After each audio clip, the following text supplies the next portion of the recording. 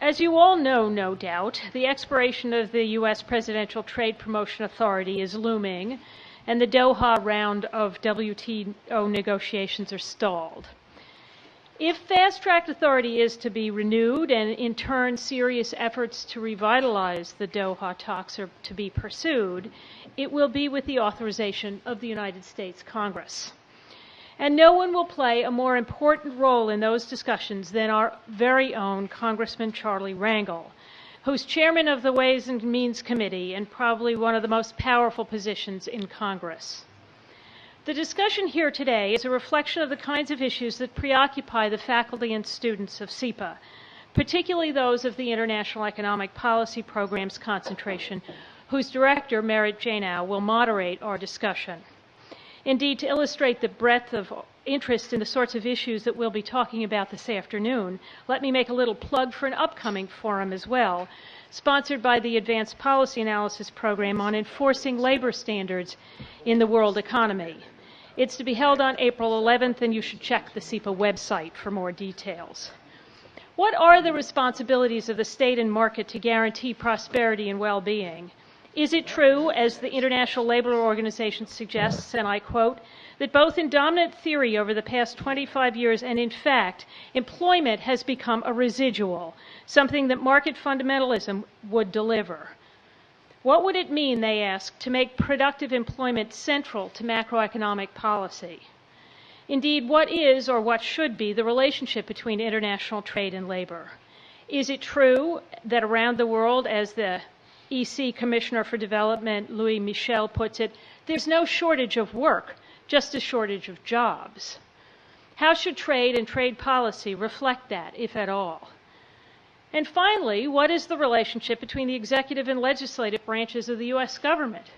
We'll be illustrating the significance of these kinds of questions in the next hour or so. From war powers to fast-track authority, the U.S. Congress and President are continuing to dance the sometimes awkward, sometimes elegant tango that they've danced for more than 2 centuries, empowering and restraining, proposing and authorizing, preventing, as the music seems to dictate. Trial that it may be to watch sometimes, not to say perform, it is one of the most remarkably ingenious performances of government in human history, and we are especially grateful to Congressman Rangel for his willingness not only to dance on our behalf, but to talk about it as well. Once again, I'm delighted to be able to welcome you to this conversation, Perspectives on U.S. Trade Policy, Congressional Priorities in a New Political Era. A few words about Merit Janow, who will moderate. She is a professor in the practice of international trade and the director of our International Economic Policy concentration here at SIPA. If that were not enough, she has undertaken a variety of external advisory activities, and in November 2003, she was selected by the WTO membership to serve on the appellate body. As a result, as you can well imagine, she's one of the most proficient BlackBerry users I know. From February 1990 to July 1993, she was Deputy Assistant U.S. Trade Representative for Japan and China in the Office of the USTR Executive President, and she obviously is deeply knowledgeable about the sorts of issues that we'll be talking about this afternoon. She's an ideal person to steer this provocative and timely discussion, and I'm delighted to have her and all of you with us now. Thank you.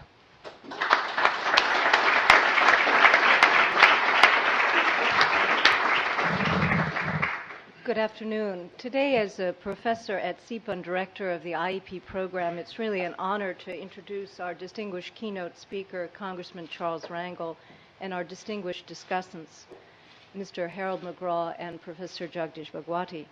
Our plan is to have Congressman Rangel speak, followed perhaps by a few minutes of questions, and then we'll have a more further discussion with Mr. McGraw and Professor Bhagwati. You have biographical materials, and time is very precious, so I will be very brief.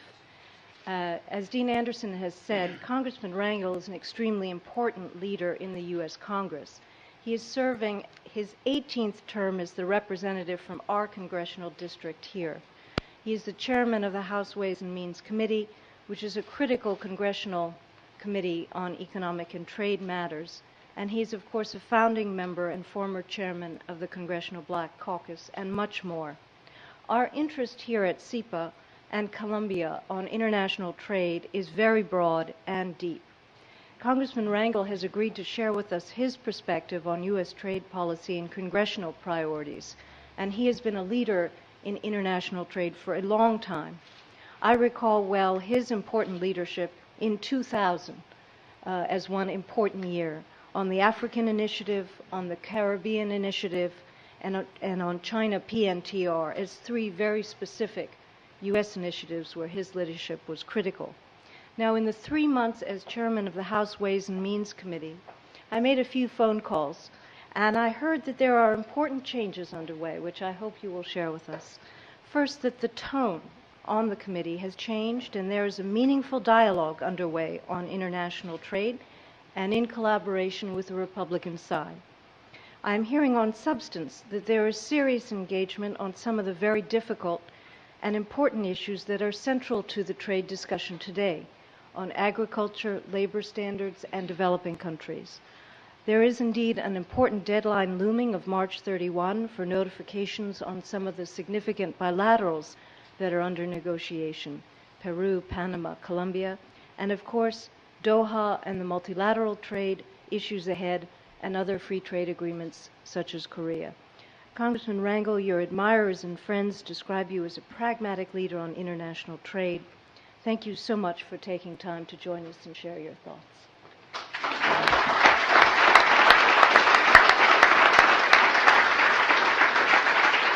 Thank you, Professor Jano and Terry McGraw, Professor, and all of you.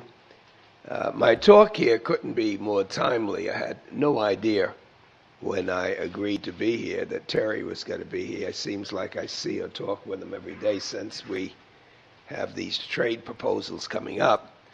And the reason why they changed the format is because I have to get to meet with the Speaker, because Terry probably doesn't know the Speaker of the House, is that the Democrats, at least on the Ways and Means Committee, have agreed to a trade policy, which, of course, we have to share with the Speaker, the Chairman, and then tomorrow morning the Democratic caucus, and then wherever there's fires within the Democratic Party, I have to go try to put those out.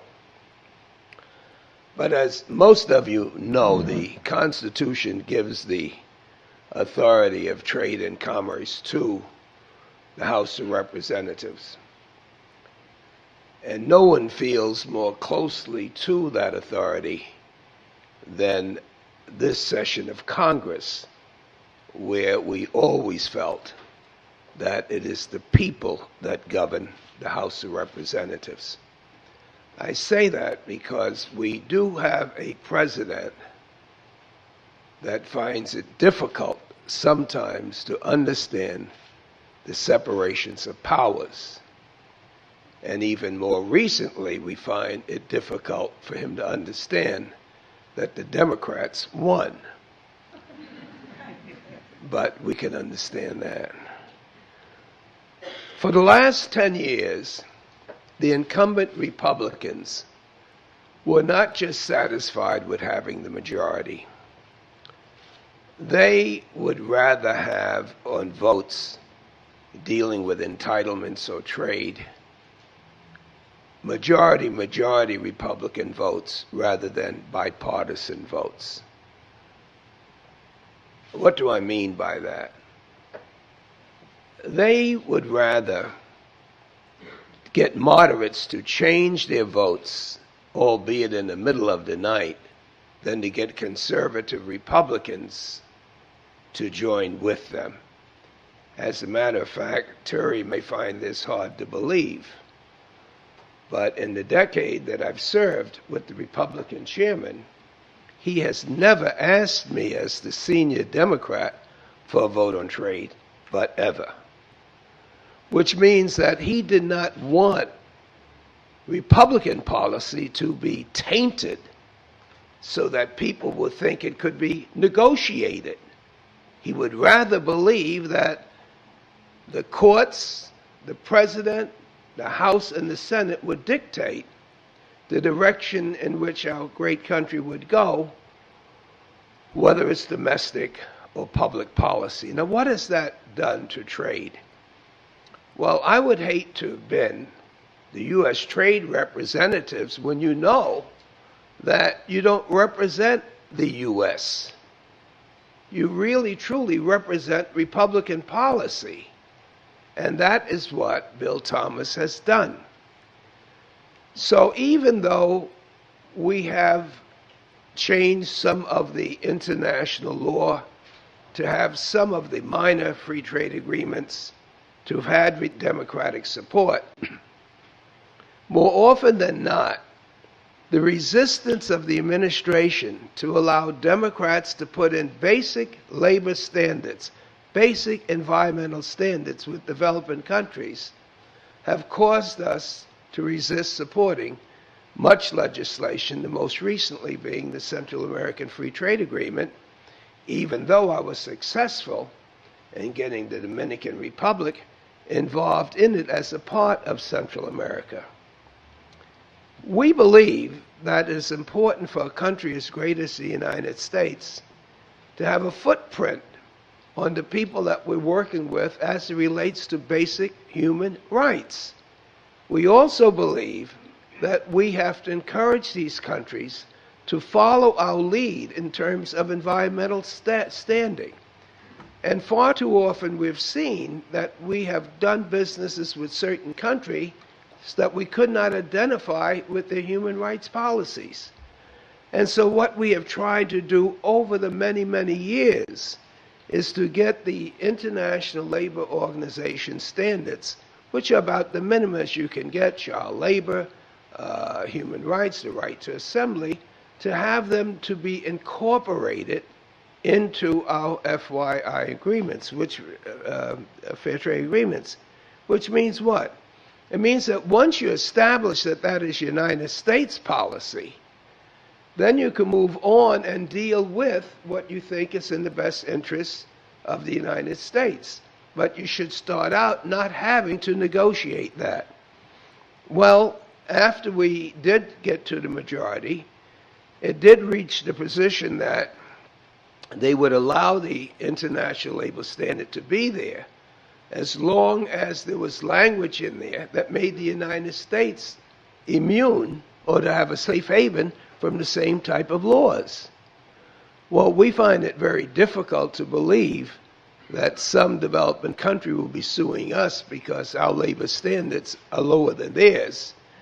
But in the unlikely event that that would happen, it became abundantly clear that the major problem we had in the majority is getting the administration to understand, certainly not Secretary Treasurer Paulson, who's been very understanding as a New Yorker, to get them to understand that Republican policy,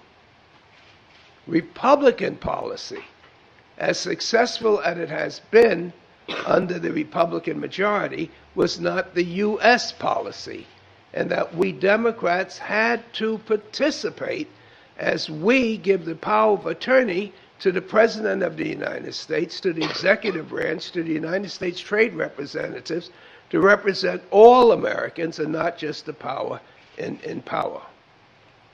Now, once we're there, and we really believe that it's important for this country to be involved in trade, and that with globalization taking place, if you stay out of the game, you've got to fall back in the game, to recognize how competitive it is. I've often said that as the chairman of the Ways and Means Committee, I don't want our American businesses to have an even playing field. I want them to have a fair advantage over all businesses because they're supposed to represent the interests of America, not just the shareholders, but all of America. But in the last election, what we found out the performance of the private sector as relates to the apparent absence of concern by the USTR of the American people has caused political problems for free trade in this country like you never would believe. In talking with the new members that have just got elected, the new Democratic members, you would find, unfortunately, the overwhelming majority of them campaign against trade. And then when you see the Lou Dobbs taking advantage of the situations where we find so many people who've lost jobs because or not because of trade, and the apparent indifference of the administration toward people who have lost their homes, lost their businesses, lost their jobs, and to see the communities in the United States of America that look like abandoned communities in developing countries, in Saratoga, and Cleveland, and Cincinnati, and Buffalo, you would think that someone would be there not only to help the people, but when the trade agreement was negotiated, that they not perceive as the trade representatives being the lobbyists for the multinational, but the trade representatives being the lobbyists for the people of the United States of America. And if it becomes apparent that the best trade deal in the world for America is going to adversely affect an industry that could not effectively compete, somebody, somewhere, should be there to give us much assistance to make certain that the blunt of this agreement does not hurt as many people as it could. In addition to that, if it has to hurt, the United States government should be there with resources in order to make certain that if you cannot help those adversely affected, at least provide the funds for the scholarships, for the education of the people who are supposed to be prepared to take what they normally refer to as the higher paid jobs or the high-tech jobs. But when you see them in communities that economically have been hit and hit hard, and the kids are trying to get out of town, and even if they do get into universities, they find that the tuition is so high that when they leave the university, they spend so much time paying back loans that they had, and indeed it's getting so bad that the technology that they went to school for is more easily accessible in India and other Asian countries, then it seems as though that no one cares what happens except the success of the internationals. Now, Terry has told me, and I've since learned, being chairman, that a lot of private efforts are being made through international corporations, through private foundations. But that doesn't help us politically. We do not have people marching up and down in front of our congressional offices saying, I got my job through NAFTA. We do not find communities coming through thanking us for NAFTA as a result of the monies and the improvement that they've had in their lifestyle. We do not find people praising the international community for the great contribution that they have made. Nor do we find people from Walmart saying, if you didn't have that agreement with China, we never would have been able to get these lower priced goods. So it appears to me that the multinationals have to be a part of the solution, since there is no question that they are part of the problem. So all that we have done since we've taken the majority in saying that if indeed the Constitution says that the responsibility for trade belongs to the Congress, and we give it to the President, loan it to the President, because you can't have 535 people negotiating a trade agreement. But it's difficult for them to understand that it is the Congress that establishes the policy, it's the Congress that transfers the authority to the executive branch, and it is the Congress that has to set reasonable conditions as to how that authority is going to be used. It's unfortunate that some of the trade agreements are wrapping up or pending, waiting to see what that policy is going to be. And of course, most of you know that the 31st of this month, Fast Track Authority ends. No matter what happens with Doha, and no matter what happens with fast track is going to be conditioned on a trade policy. So it is hoped that this movement with Doha, if it appears to be, then certainly we would want to give fast track authority to the president to make certain it doesn't adversely affect our ability to negotiate agreements. But it doesn't mean that it's going to be given just openly without knowing what they intend to do with it, or how we can negotiate this week what our trade policy is going to be. And I'm pretty confident that the Senate Finance Committee is going to be working pretty closely with us, so that at the end of the day, the trade policy may not be the same as to what the president would want, but it won't be a Democratic trade policy, and it certainly won't be a Republican trade policy, but it is what it should be, a United States trade policy. So we're looking forward to see what happens this week, and I know you are, Terry. And I want to thank the Business Roundtable for the new vision that you've had, because it's abundantly clear that you guys did check the elections. And it's helpful.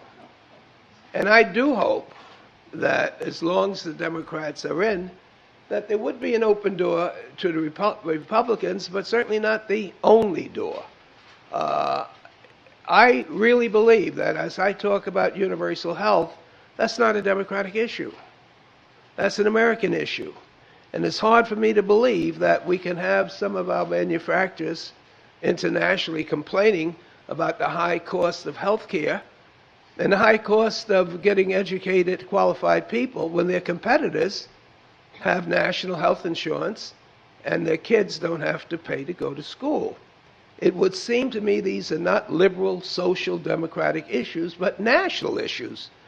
And so what I'm encouraging is that we take a harder look at the Business Roundtable agenda, the Chamber's agenda, and broaden it beyond taxes to see what we can do together for a stronger America, that having a stronger America appears to me to have a stronger business base. We need that to raise the revenue. We need that to be competitive, and I look forward to working with you on that issue. Thank you. Thank you very much, Congressman.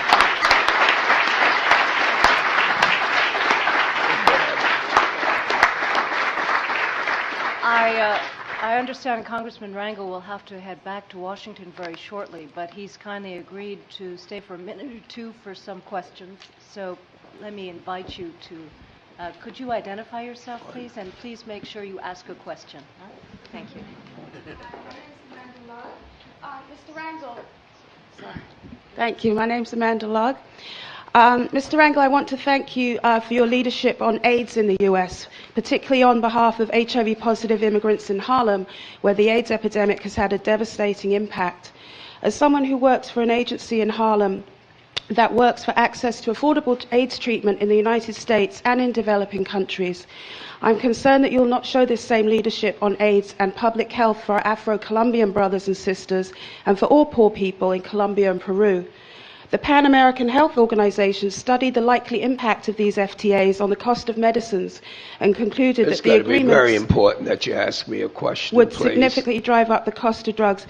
The question is, Mr. Rangel, will you support people living with HIV in Colombia and Peru and change the intellectual property rules in these trade deals so that they do not undermine access to life-saving medicines?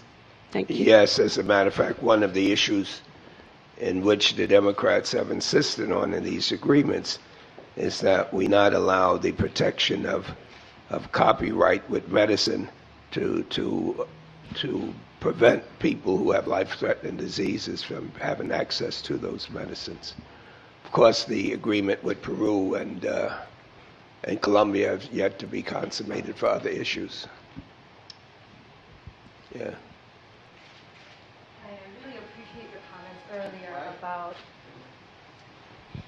I appreciate your comments earlier about all these trade agreements having to be for the working people of the United States. And my question is about the Korea-U.S. Free Trade Agreement.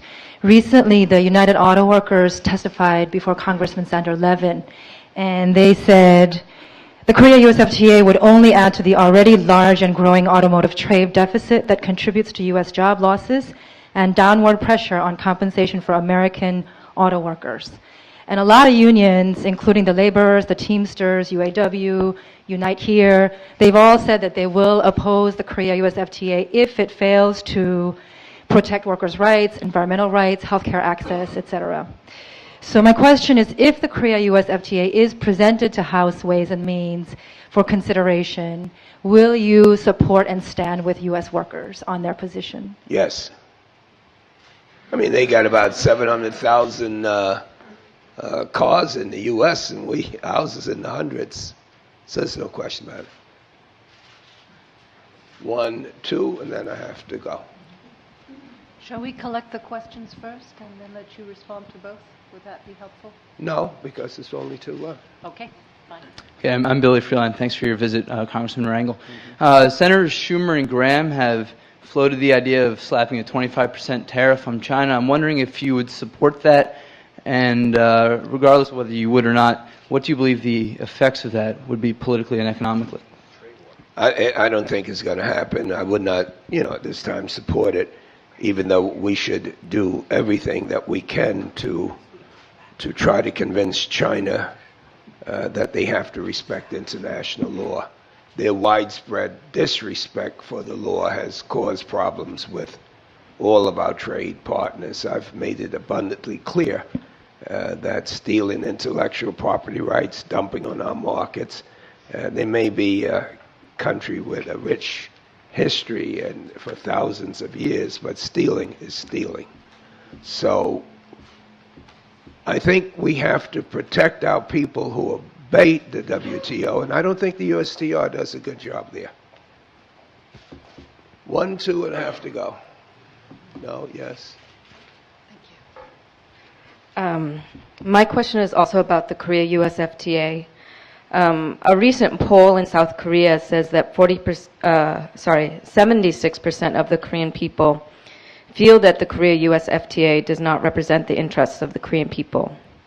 Also, some fear that pursuing this FTA will fuel anti-American sentiment in Korea. As chair of the Ways and Means Committee, are you concerned about how these trade deals undermine U.S.'s image globally? And if the Korea-US FTA is presented to the Ways and Means for consideration, and it is opposed by the majority of the people in Korea, will you also oppose it? We haven't reached a point as the concern of the Korean people yet. The overwhelming obstacle to considering favorably the Korean trade agreement is their inability to allow American cars to get into the country no matter what we say and no matter what we do. Miss? Yes. The Colombia and Peru free trade agreements are going to increase monopoly rights for pharmaceutical companies and drive up the costs of drugs as a result. Will you support the removal of provisions in these free trade agreements that threaten public health, or do you intend to support them in their current form? I think I answered that as related to Colombia and AIDS. We do believe that poor folks should be able to get access to life-threatening medicines. Thank you so much. Thank you very much.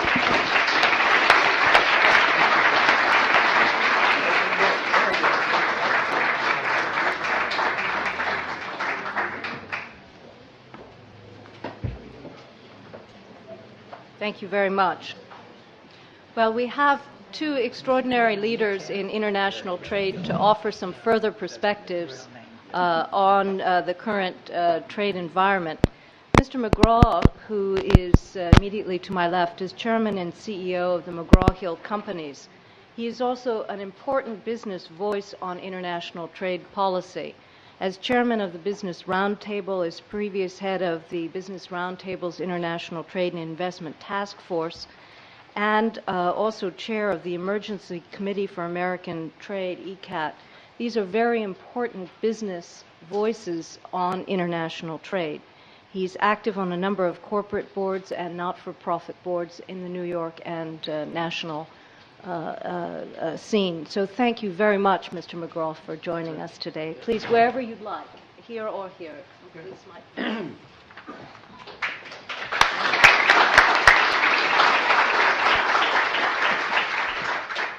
It's always fun having Charlie here, and all that. He is a voice that has to be heard, and he will be heard all the time.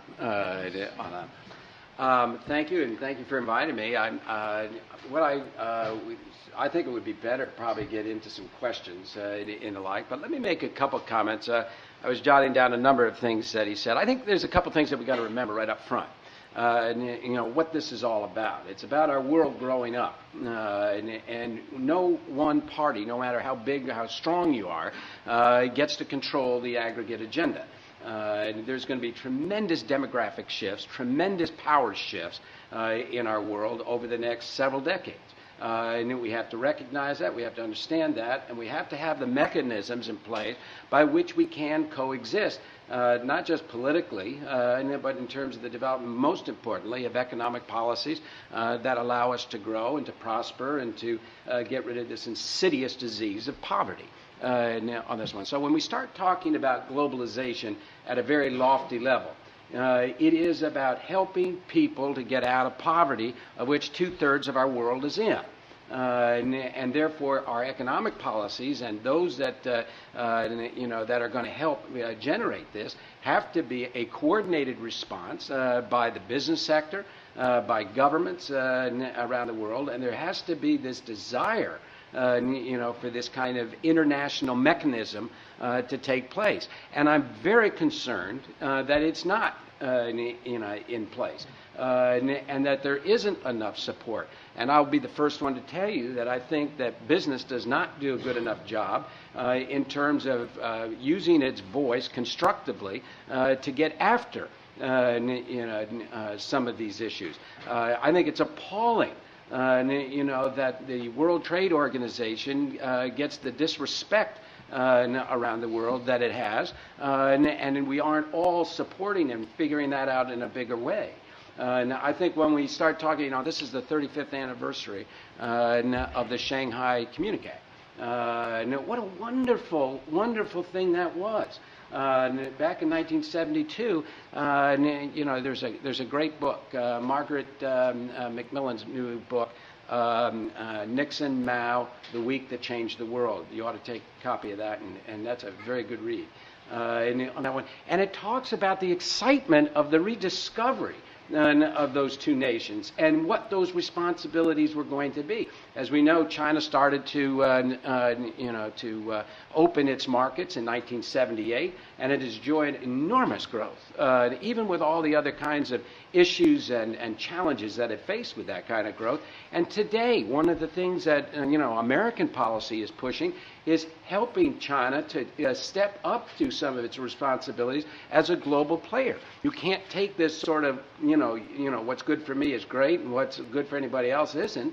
You've got to have this kind of mechanism in place, and they have to have a voice, and they have got to be heard as part of it. And what we need to be doing, and by the way, this goes for the EU, this goes for Japan, it goes for Brazil, it goes for Russia, it goes for India. We have to be supporting the international systems that allow to keep our world more secure, to make sure that there's more opportunity and there's more prosperity for those that want to benefit in all these things. So those international systems are very important.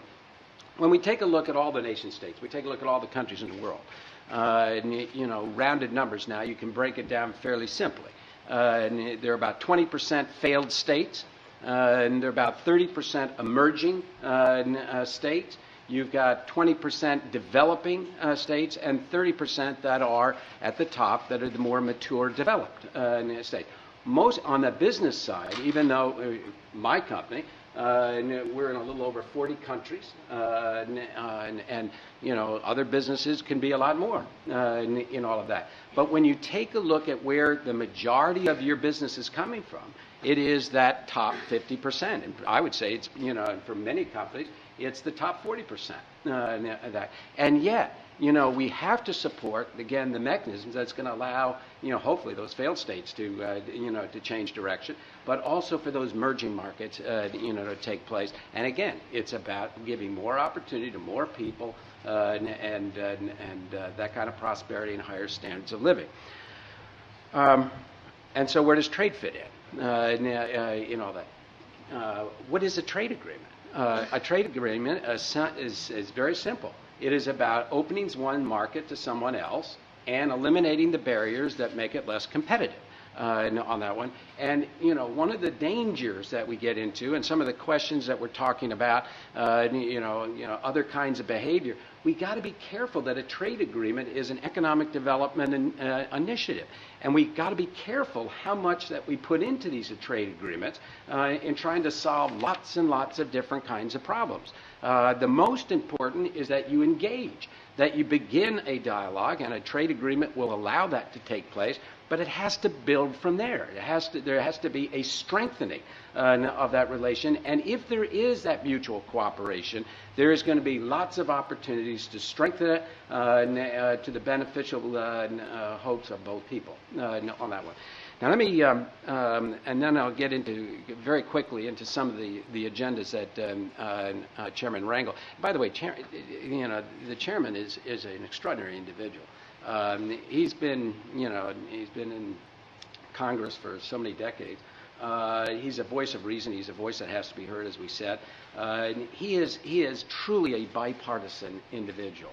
He gets a little out there sometimes on that one, but he has many constituents that he has to deal with, and all that. But he is a bipartisan individual, and the relationship that he has with Congressman McCreary now is a very important relationship, and they work exceptionally well. And incidentally, on the Senate Finance Committee, Senator Baucus, who is also a very key individual in this one, has a wonderful relationship with Grassley, and the four of them can get an awful lot done. So the bipartisan push there is wrong. I have to tell you, dealing with Washington, that the partisanship and the angst and all of those kind of things is not to be believed. It's a horrible thing. We got to get out of it, and we got to find more ways to do it. And I think people like Chairman Rangel, is one of the people that is going to be very helpful to that part. But he's always been involved with issues that balance social justice and economic progress. On that one, and depending upon the issue, he's always weighing in on that capability. Let's see. Okay, let's get into quickly some of the comments that he made on this one. When you start talking about bilateral trade agreements, the most important, I believe, is the multilateral, trading system. And it is very, very important that Doha succeed. I think that we still have a wonderful opportunity here. There's a lot more going on right now than was going on. I think all parties here, and I think we have a wonderful ambassador in Sue Schwab at USTR. She is very aggressive, on this one. She's got a great relationship with Mandelson in Europe, and I think things are going to happen that way. Professor, you and I were talking about India. More has to happen on that one for this to go through. But, Doha is the thing. And just think of the promise of Doha. The ministerial meeting in 2001 that took place in Doha. And the dream was that if everybody just drops everything down a little bit, drop your barriers, drop some of your tariffs, that so many more people are going to benefit and do it. And here we are in 2007, and we have made miserable progress, in getting there. And a lot of good work has been done, but miserable progress on this one. We can't get out of agriculture, even though between the United States and Europe and the United States and Japan, it only represents only about 3% of our interests. But we can't get out of agriculture. So now when we start talking about NAMA, when we start talking about manufactured goods and industrial products, we're barely there. Services has hardly been touched. Trade facilitation in terms of customs and all the other kinds of things that facilitate it is the only thing that we seem to be able to agree on that one. Yet it's so vital to the development and initiatives for all of us on there. Now, when the chairman talked about ILO standards in bilateral agreements, I think you got to be careful with that. I mean, the United States is only party to 2 of the 8 ILO conventions, so to put that into an agreement, okay. Where does that get you on that part? So we've got to be careful what we're asking for. I think that you're going to see stronger labor and stronger environmental language in the free trade agreement. But a political cleverness, we got to be careful here. Where a lot of this came in was at the end of the Clinton administration, when they put through the Jordanian free trade agreement, if you recall, and the Jordanian agreement really was a foreign policy agreement because we need friends in the area and all of those kind of things. And so what they did is they put in very strong labor and environmental language, thinking that, they're going to pass this and that will be the template for going forward on that one. Well, that got renegotiated before it was passed, and there wasn't a serious discussion about what those languages really ought to be. And these aren't political issues, or should not be, but there was gamesmanship on both sides in terms of where this goes. And so we're still arguing about this, but I think we're going to get very close, especially with Korea, in terms of some better language on labor and environment on that part. So, from an agenda standpoint, very important. Doha, we've got to get somewhere, and we don't have a lot of time because I don't think there's going to be a lot of impetus, past June when it goes, the presidentship goes to Portugal on that one. I think that's going to be an issue. So Doha's one. Number two, by the way, regional activity. I mean, isn't it appalling? 1993, getting together in Miami, talking about the free trade area of Americas and the promise of what that was going to be bringing to an area south of our border that is so desperate and needy of economic policies that are going to allow for more growth. We have no regional agreements now on that part. So we go to bilaterals. Not the most efficient, but better than not. Colombia, Peru, Panama must get done. And if you couple that with CAFTA and you couple that with the Pan-Andean trade preferences, you really have a nice base now in Latin America to start to really be able to explore. I thought the president's trip to Latin America was very important, and notice the relationship and the strengthening of the relationship with Brazil and Lula da Silva. That was very important on that one. So we've got to get those completed. Korea and Malaysia are also still being negotiated, but close. Because they have to go up before the end of March, correct, to get in on this one. So you've got, a little quick on that part. But Korea is your first really commercially meaningful thing, and it's an important message. I have to tell you, going around and business leaders and talking to business leaders on CAFTA, hey, you got to get behind this one. You got to go call on these people. You got to do these things. You got to get behind this. CAFTA, let's see, where's that? Nicaragua? What am I doing in Nicaragua? Anything? Not much.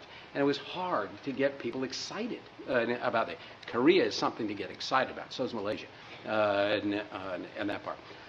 So those are the ones that have to get done. Trade Promotion Authority has to get done in June. You don't do that, everybody loses, because whoever becomes the next president is going to be spending the next 2 years trying to get it. So whether you're Republican or Democrat, forget it, vote on this and go forward on that one. You also have trade adjustment assistance that's up by September, and we've got to strengthen that. But as I told the chairman, I said, no, you bake that in, and think that's fine, okay, but you're only getting that much, in that way. What you have to count on is that business leaders are going to do the responsible thing and take care of their employees if they're displaced. And I can tell you from one example, one board that I'm on, United Technologies, Carrier up in Syracuse, outsourced a lot of that work, in particular to China and Poland on that part. Now, what they said was, anybody that was displaced on that one, you get a 4-year college degree in any subject you want, they'll pay for it. If you've already got a 4-year college degree, they'll send you to graduate school, any subject you want, and whatever. So again, those are very responsible and capable things, and that's some of the things you got to do. So I'll leave that, and the only last point I would make to you is that domestically we have to do things to get behind things that are going to make us competitive. Education reform is critical. You know, we lose every 3 months 7 to 8 million jobs. Every 3 months, we gain 7 or 8 million jobs.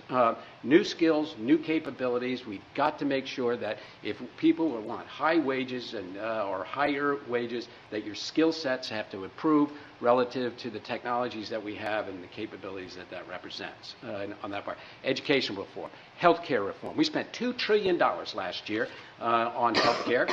That's $4,900 per person.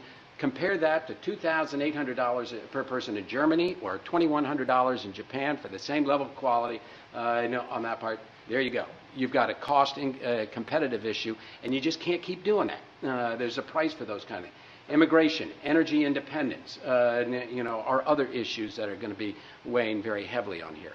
So I think I'll leave it, with that. But I think there's a huge agenda, and I would just end those comments with, something that is going on in America that is very unhealthy, and the chairman mentioned it, and it's this protectionism, is isolationism. The alternative to trade is economic stagflation,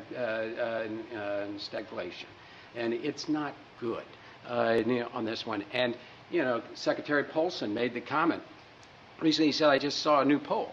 It said only a third of Americans think that trade is an economic advantage, when the fact is that 1 out of every 5 jobs is related to trade, that 25% of our GDP comes from trade, and it will go up on that part.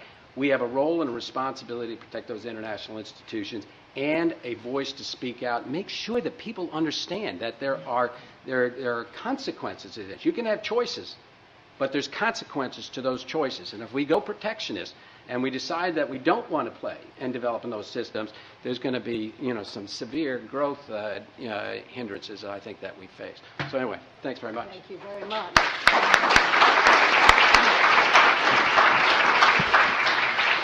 We will have time for a lively discussion and exchange. Let me just briefly welcome Professor Bhagwati, of course, our own university professor here and one of the world's leading economists on international trade. So I will stop there, but you're known to all of us. We've all read a number of your books, and we're very grateful that you've joined us. Thank you. Yeah. Thank you. It's a pity Charlie Rangel had to go away, but I'm going to catch Baucus tomorrow in a Senate testimony, so I'll have to say some input into the. I thought he made a great speech, and I wanted to tell him that since I'm his constituent, that I have voted for him since I voted the Democratic slate. Of course, I didn't know I was voting for him specifically, but still, it's the next best. And I thought, my last experience with a politician was in Davos when Senator Kerry, exactly on this issue of labor standards and so on, spoke from the dais about, 4 years ago, just before he ran for the election as a presidential candidate. And he said, we need a dual-track approach. This is a Democratic leader talking. We want to take the labor standards to ILO and trade issues to WTO. So I went up to him and said, what a great idea. And I said I'd been Pat Moynihan was of the same view and, often used to write to me whenever I wrote on the subject. And I said, I was a constituent of his because we still had a house in Lexington, Mass, because I taught at MIT for, 12 years. And I thought, like President Clinton, he would, hug me or throw his arms around me. Instead, he looked past me and walked away. So I said, this guy doesn't seem to have much of his political antennas out. So, and how right I was. But Charlie Rangel obviously is a very warm person. But I think there is an issue here about labor standards and environmental standards that many of the political leadership in the Democratic Party didn't talk the way Congressman Rangel was talking. That somehow these issues were for the Democrats, and the Republicans were representing the multinationals. I think that's just politics. All right, I don't buy into that. People had views on this which transcended entirely their political affiliations. Things have changed now. Democrats over a long period, the rank and file in the Congress, have been voting steadily against trade treaties. If you remember, on the Trade Promotion Authority, we had a majority of 1 just sneak through. Then on CAFTA, we had a majority of 2. So I tell my students, some of whom might be here, yes, they are here, saying if you want to lie with statistics, you can say that the support for trade has gone up 100%. But actually it's paper thin, knife edge. And this has been a problem. And now with the election of the new Democrats, as the Congressman was saying, it has really gotten worse in terms of our having to do something about the labor and environmental standards. There's just one thing I'll say before I get into 1 or 2 points of substance, which is that trade is not a matter of achieving consensus within your own government or within your own country. You're dealing with other parties. I mean, it involves 2 parties at minimum, right? So you may have a complete consensus, a bipartisan support. So Charlie Rangel and Max Baucus, etc., may figure out ways in which Republicans will make compromises. And in fact, they're about to do that on these standards, because you might, if you're a Democrat like I am, you might say, well, they're a bunch of cynics. All they want is business. And if you force them into buying all these things, they'll ultimately give in. So if I was a Democratic lobbyist for the unions, I would say, just don't give up, right? Keep going at it, saying we won't give you fast track, we won't give you anything, unless you agree to having labor environmental, domestic environmental standards in it. You will, in the end, work it out, all right? And so you'll achieve bipartisan consensus. But then what about the rest of the world? Because you've got to sign trade treaties with other people. You're not trading with yourself, right? That's where the real problem comes in. And I think Mr. McGraw was hinting at it also, that you can force little countries who are politically weak or people who are strategically interested in signing these deals. And that, in my view, includes Korea as well, because somebody pointed out that the Korean public opinion is against this. But why is the Korean government so badly in favor of it?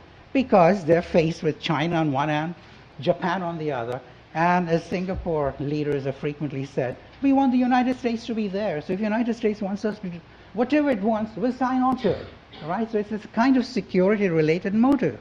And then the U.S., being a big hegemonic power, takes advantage of it, and all the lobbies sort of get onto it and extract whatever they can, whether it's good or bad, from some very objective point of view. So I think that you try and play that game with big countries, which are not in this situation, like India, Brazil. They simply refuse to deal. In fact, India just refused to sign with EU, which has a human rights clause, saying, that's something we deal with in other fora. We're not, just like Senator Kerry was saying, dual track. And EU has gone back to the table and decided it's going to have to give up on this requirement, because India is very clear that it doesn't want trade negotiations to be mixed up with other things just because your lobbies want it, all right? For whatever reason, good lobbies, bad lobbies, whatever. So these are not trade issues, these are non-trade issues. And regardless of their merit, we do have to really take this into, this is a legitimate point of view, and the big countries won't play this game because they fear that most of the lobbies want these sorts of things because they're afraid of competition from the poor developing countries. So let me then just make a couple of points around that. So there are two reasons why you may want labor standards and domestic environmental standards. I'm not referring to Kyoto, etc., but like you're dumping something in a lake, right, in the middle of India. Nobody knows geography anymore in this country because it's hardly ever taught now. So people haven't even heard of that lake. But they want the same environmental standards, same polluter pay tax to be levied there so as to equalize the cost of production. So that is one argument, which is that if the playing field is not level, if your cost of production in competition with me when you're in happens to be lower, in my view, because you carry less burden because of your own domestic standards, then I want it raised up. So contrary to what Tom Friedman is saying, instead of the world being flat, we want to flatten the world. Because otherwise, competition is so fierce that we really want to equalize as much as possible. So that's the fear and self-interest motivation. And I can tell you, every congressman, I've read through all the people who got elected, virtually every new Democrat believes this.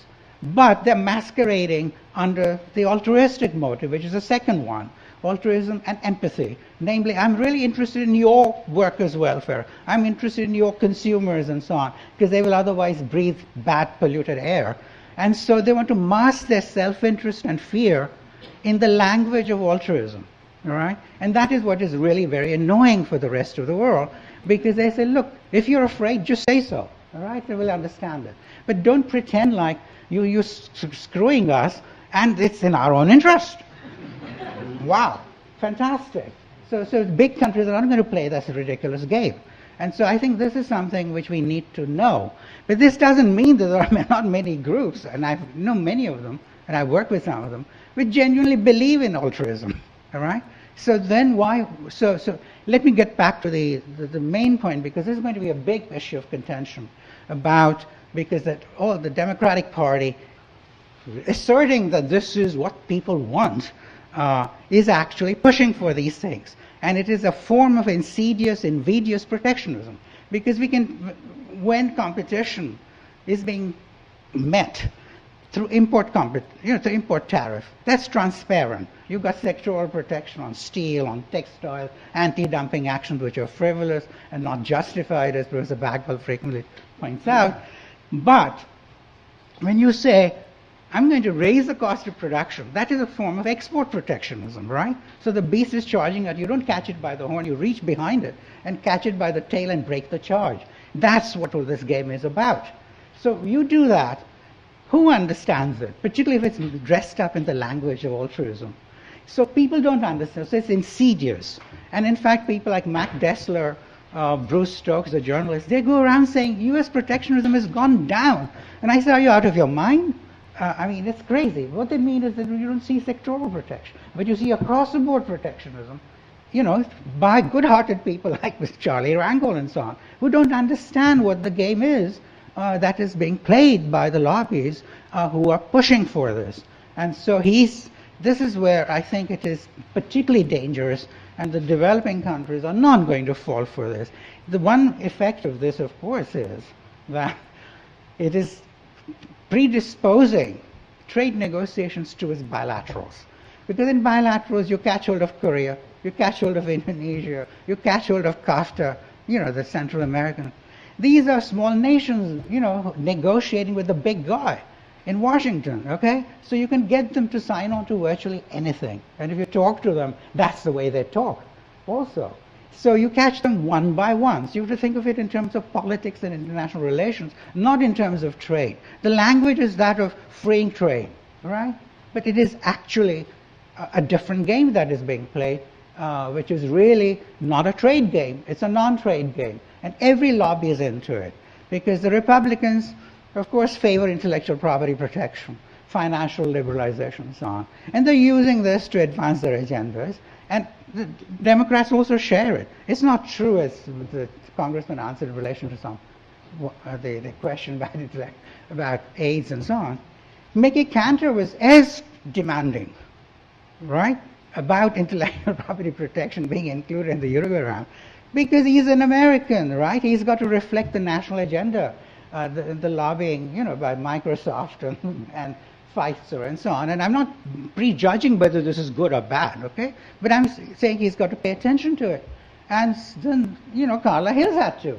So there aren't all that many differences between the two parties. The approach is still reflecting the lobbying demands. Now, if you go and look at the facts, and so this is what you have to do. Is this really a legitimate worry? Is this the only way we can get protectionism to protect our workers? For that, you have to say, all right, what does economics show? All right. So let's look at the facts. I was just giving you the game as it's being played. Now, if in fact trade is hurting our workers, then I'll say all power to all this, right? Because whatever it takes to get trade closed a little bit, or to be moderated, is fine then, right? Because we do worry. As a Democrat, I do worry about the workers' wages and so on. But if you look at the actual connections between globalization, trade liberalization, and wages, which are depressed or not rising, the connections are almost impossible to find. Most of the trade studies, including by Paul Krugman some years ago and Bob Lawrence and so on, show that the effect of trade with poor countries on workers' wages is relatively small at best. My own empirical work, my students know I can't do very good empirical work, but still, I do stylized empirical work. And I have some data in what I've suggested. So there I show that actually the trade with poor countries may have actually even improved workers' wages compared to the pressure they would have had from technical change, which displaces unskilled labor. But throw it out of the window. I mean, you know, but at least people are congregated, most of them, in the corner where it says it's not particularly significant. You take now, if you just extend it to globalization other ways, unskilled immigration, all right? People coming across the Rio Grande and others, right? They're all unskilled, right? Famished, poor, shirtless people. Are they driving down our workers' wages? This is another big issue right now before the Congress. The best studies, including by Borjas, show that once you make a few adjustments, it's about 0.8%. Less than 1% of the pressure on wages as estimated by them is due to that. And there are a couple of studies by an economist in UC San Diego, I think, which show that actually, like my work on wages, that actually when you build the model in a different way, our workers have actually improved as a result of the unskilled immigration. You go down the line, and it's very difficult to find empirically a link between globalization and wage pressure. Okay? Now, if you can't connect up the two, I say, look, are the Democrats being properly advised?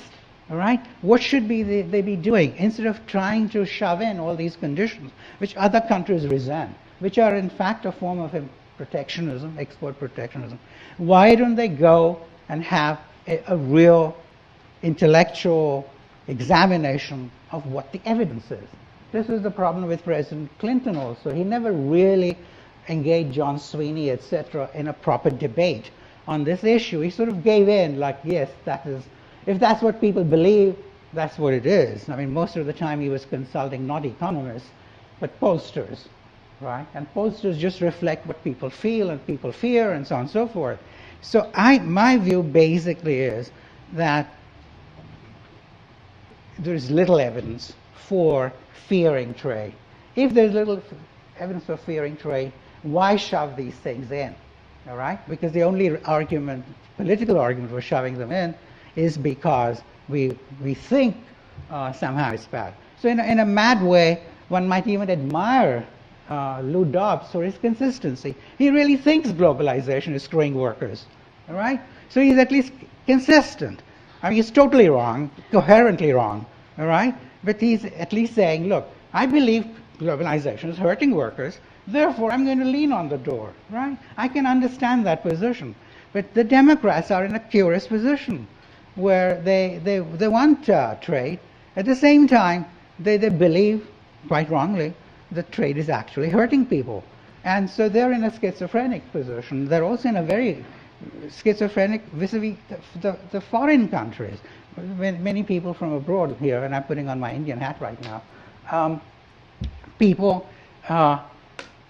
one can understand that Republicans, I mean, I'm not one, as I've told you, and if you're a Democrat, you may believe Republicans don't care about the rest of the world. They're not cosmopolitan. They're not altruistic. But we guys are supposed to be altruistic and cosmopolitan. But anytime the foreigners poor countries start exporting to here, up goes all the alarm bells and so on. So that must create probably a lot of demand for psychiatrists from Democrats today, and God help them.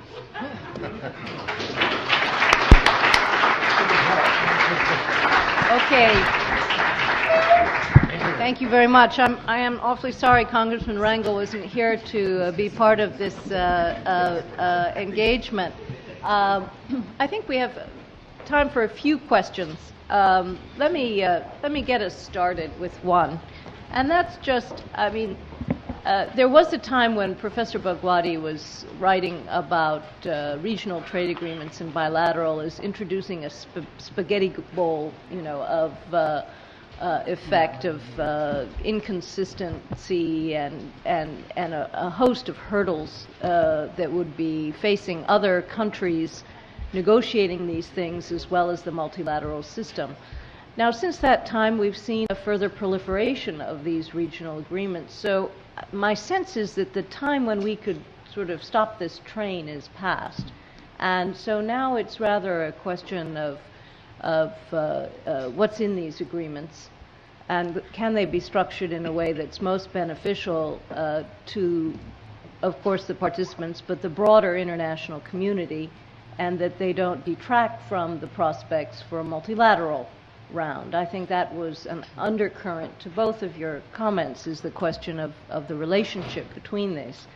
But they are realities. So given the reality, and given that we have three before us, and sometimes it seems that multilateralists support bilateral arrangements because if they don't, it erodes support for trade generally. I invite you both to comment on what you think is both desirable and achievable at this moment. Mr. McGraw, could you share some thoughts on that? Again, I mean, when you're talking about a regional agreement, if people are coming into the agreement from all different degrees of development, one has to be very patient and considered. You have to, you know, come at it. If I enter into a partnership with someone, for the partnership to win, I have to make sure my partner wins for me to win. And if you don't take that kind of approach, it's going to be very hard to negotiate, you know, anything meaningful. We saw that with the free trade agreement of the Americas, where there was so much other kinds of factors that were influencing anything other than economic initiative, that it just imploded. And it was very disappointing. So I think you know regional agreements are very difficult, but you've got to come into them from a standpoint of trying to create a regional response for growth rather than an individual benefit, and that's a very hard thing to do because people don't like to concede control in those, and we see it again and again. We saw in India, for example, and I mean it's tremendous. I mean look at what the ministerial meeting in Cancun was all about, and that was in 2003, and they sided with Brazil and that group of 20, and really destroyed what looked like could have been some accomplishments and the like. And then look how fast they turned when they got the notion, as we were saying about the Shanghai communique, that it was in their best interest to have a global voice and play differently. And the growth in India, since Cancun, has been phenomenal on that one. But they've taken a very different approach. That doesn't mean they're not going to negotiate hard, but they've taken a very different approach of engagement, I think, to it. Thank you. President? Mr. Bhagwati, would you like to comment? Just one very brief comment, because this is a hugely big topic, whether the bilaterals are hurting or helping. But one thing I think I wish the Congressman was here, when you ask Democrats in particular, who have constituencies like labor, which are very fearful of trade, okay, rightly or wrongly in my view, but they're fearful. If you ask them to go again and again to the well and vote for a trade measure, what are you going to expect? I mean, they're going to say, good God, give me a break, right? I'm not going to go once again and risk, erode my little political capital fighting for free trade.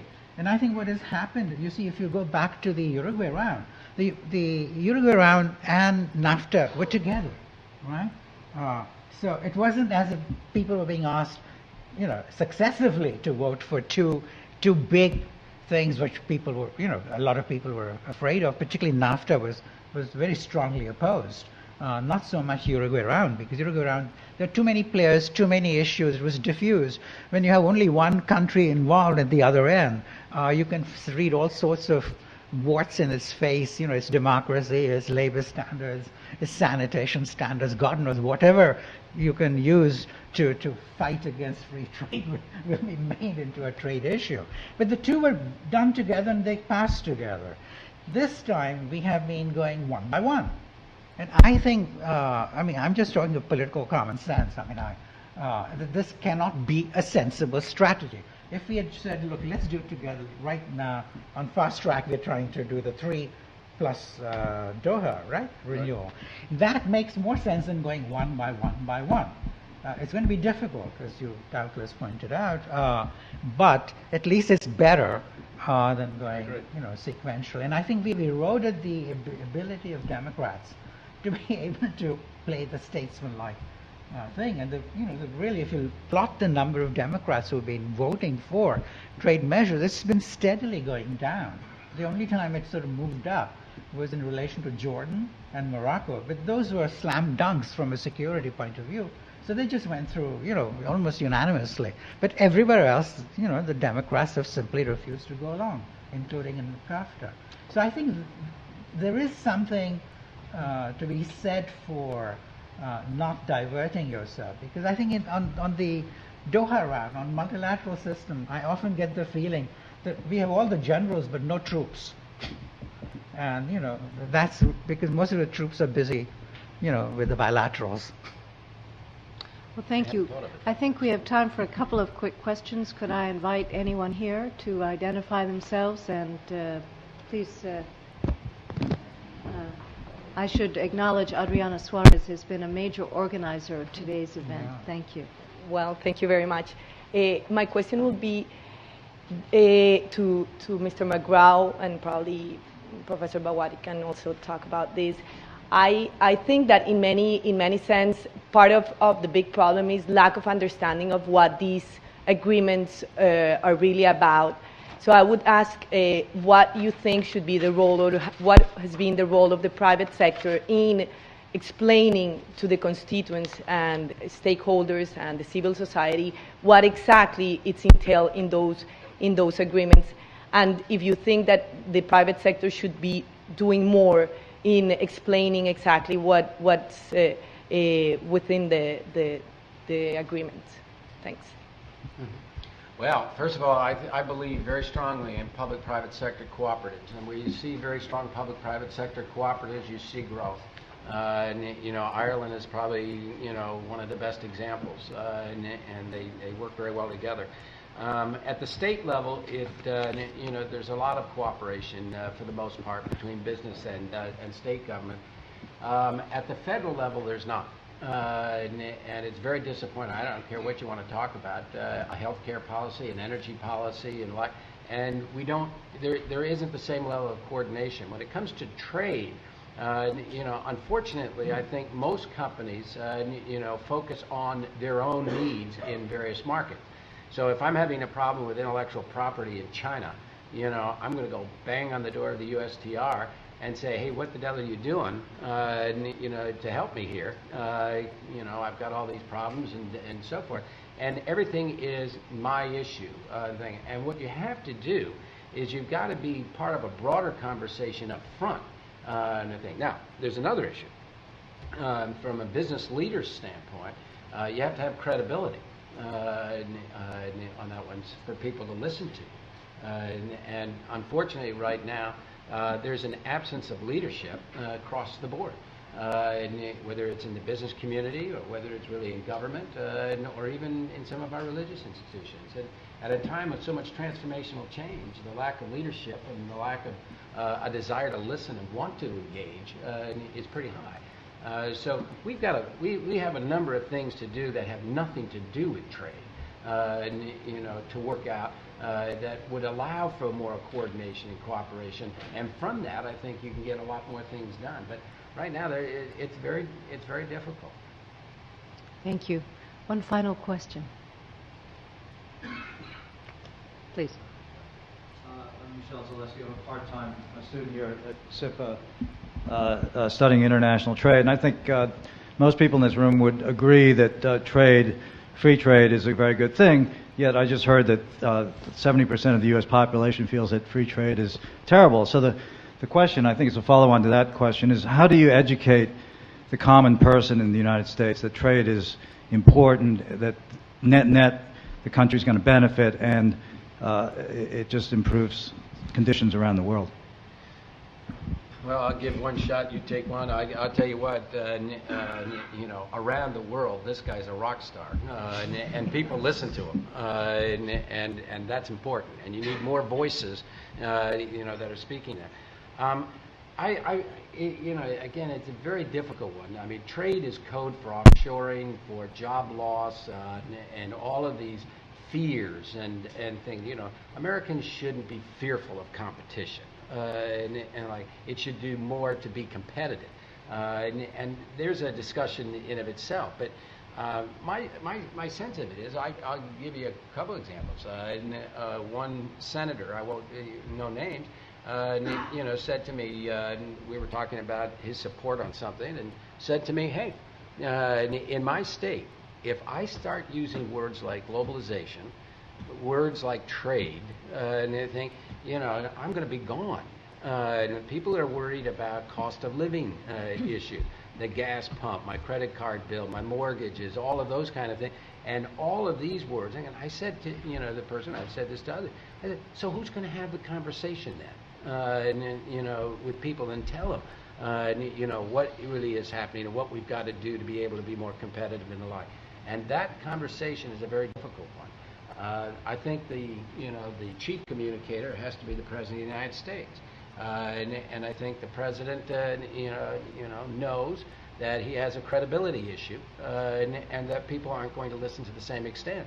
And therefore, I think that one of the things that I hope is that with this new national election, which probably is going to start or has started way too early, that conversation has to start, because otherwise we're just going to keep moving more protectionist. We're just going to deny that the rest of the world is growing up, and they're going to grow up, and if you don't want to be there, there's choice and consequences again. You just won't play on that part. So it's a very tough question, but I think everybody has a role and responsibility to, one, be informed, but secondly, to be thinking about this.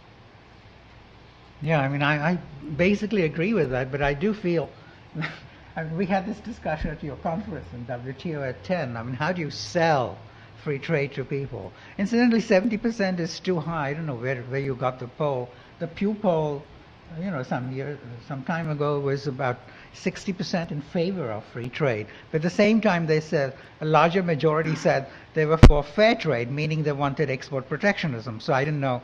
I mean, these polls are at one level worthless, because unless you explain to them that people who demand higher standards abroad really are asking for protection. What are people? I mean, if you ask me, am I for fair trade, and I'm just a layperson, I say, of course I am. I mean, who would be against unfairness? So I think there are, but I think the main thing is we tend to do things like, 25% of our income comes from something. If we have Doha round, we'll have $50 billion or $500 billion worth of additional income. It doesn't mean anything to anybody at all, these kinds of numbers. I think we have to get down to anecdotes and episodes, like Al Gore did in slaying Perot in the debate, And I think you just need to have more and more examples. I was at the Waco Summit.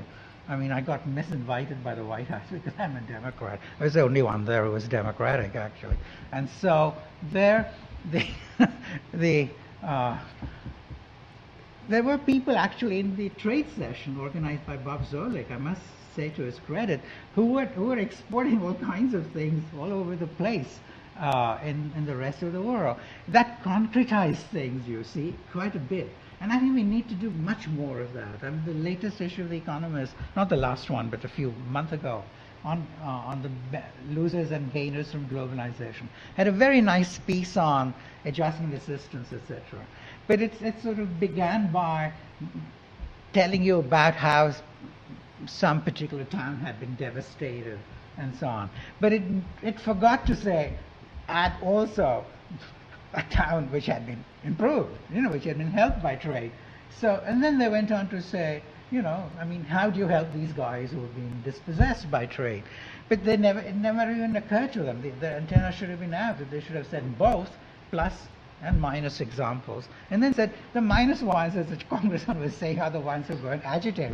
So what do we do about them? Partly to meet the agitation, and partly because the losers need to be helped anyway. So, out of the goodness of our hearts, we need to do that too. And so the rest would have been fine. But I think we haven't thought enough on the trade side, on the pro-trade, on how to make things come alive through examples and anecdotes, and really making people focus on things. People can't focus on numbers. Well, maybe I'm speaking for myself, but some people can, but most people can't. Well, I thank you very much. I think we've run out of time, but we've had a wonderful discussion. I want to acknowledge the work of the students in the IEP concentration who brought today's event together, as well as in the APEC Study Center. Please join me in thanking our extraordinary distinguished panelists.